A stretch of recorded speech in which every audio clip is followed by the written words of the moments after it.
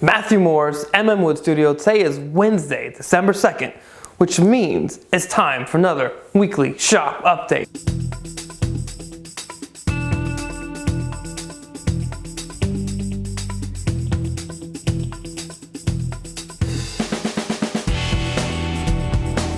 So, what's been going on in the shop this week?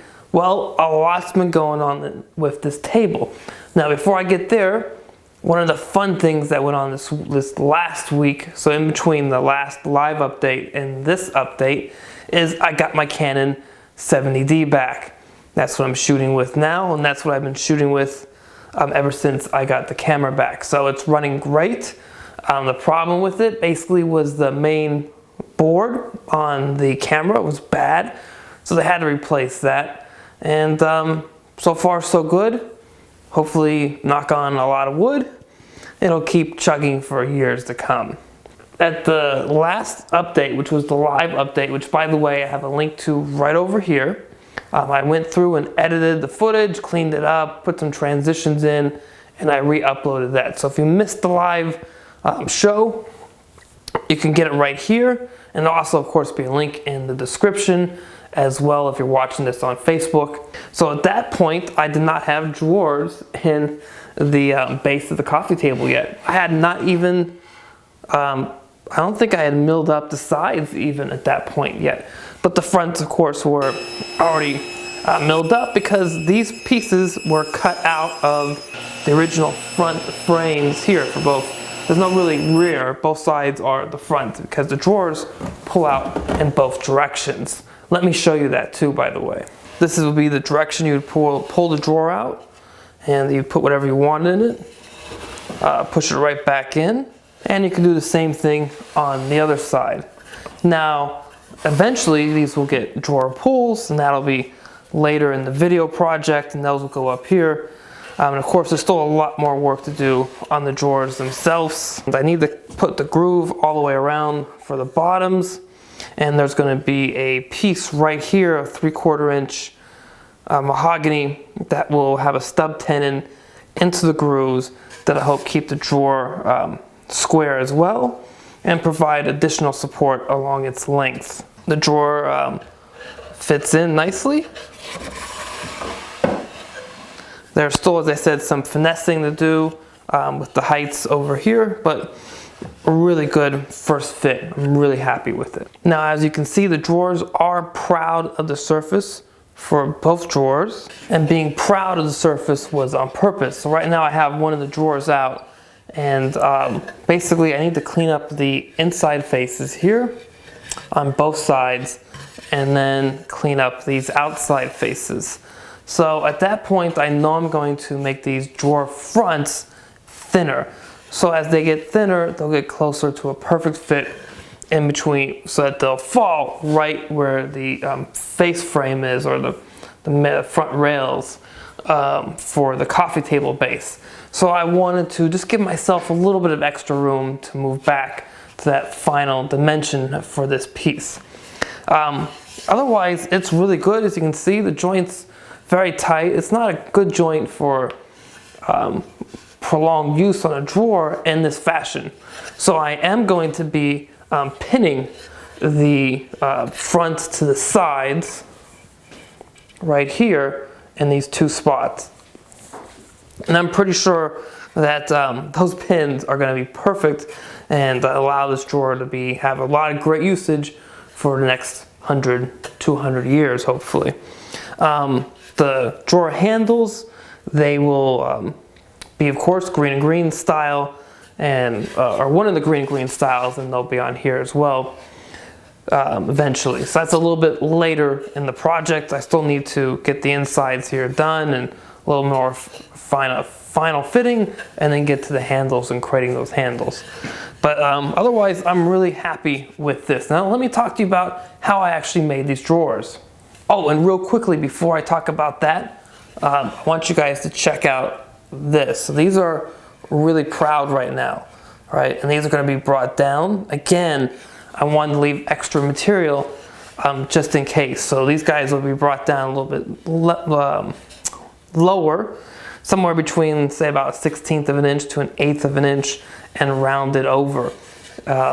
So it'll really give that nice, proud finger joint look that is so hallmark of Green and Green furniture.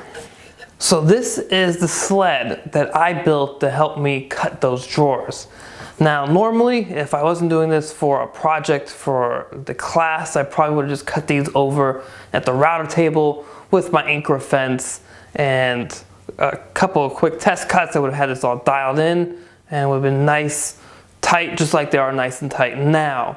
But for the class, I wanted to, as I always do in all the classes, provide a jig that you can build on your own using a standard base set of tools in your shop that enable you to do this function.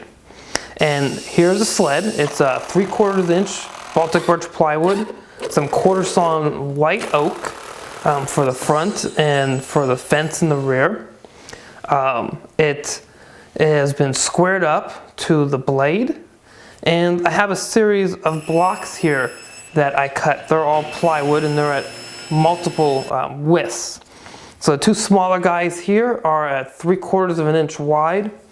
The two larger guys are 1/4 of an inch larger and 1/4 of an inch smaller than the gap in between the top and the bottom, or the width of the gap, I should say. And that's on purpose. That's to account for the width of the blade. So to do all this work, I use my Freud box joint cutter set, flat bottom blades. They can either be used at 1/4 of an inch or 3/8 of an inch. I use them at 1/4 of an inch. And between these guys, either freshly sharpened or brand new, they do an amazing job to leave a nice, very flat, clean cut with zero tear out, or minimal at best. Now, I filmed the construction of this and how I went about cutting these blocks, doing all my test cuts, and creating those drawers that I just showed you. So let me know, do you guys think this would be a good video for me to produce and release on YouTube of how I built this sled and cut those drawers? The other big thing that happened this week was Black Friday, Thanksgiving, and Cyber Monday. So I hope you guys had a great Thanksgiving. We had a lot of great turkey and ham, stuffing, cranberry sauce, pumpkin pie with a bourbon whipped cream. That was really amazing, by the way. And on Black Friday, I did not do any shopping. Well, that's not true. I did order something that I needed that wasn't a Black Friday thing. I ordered some more Liberon Black Bison Tudor Oak wax in case I need it to finish this table. But besides that, I ordered nothing. But you guys are probably going to hate me if you were trying to buy something Cyber Monday at Lee Valley.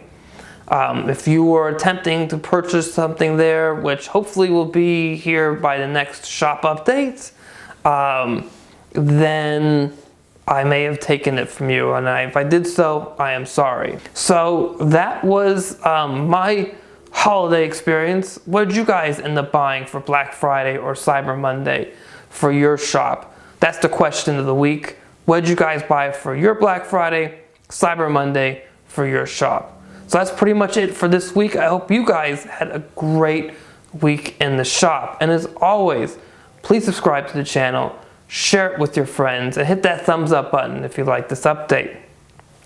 If you're watching this on Facebook, hit the like button, share it on your timeline, and head over to the MM Wood Studio page and like that page to follow all of my updates.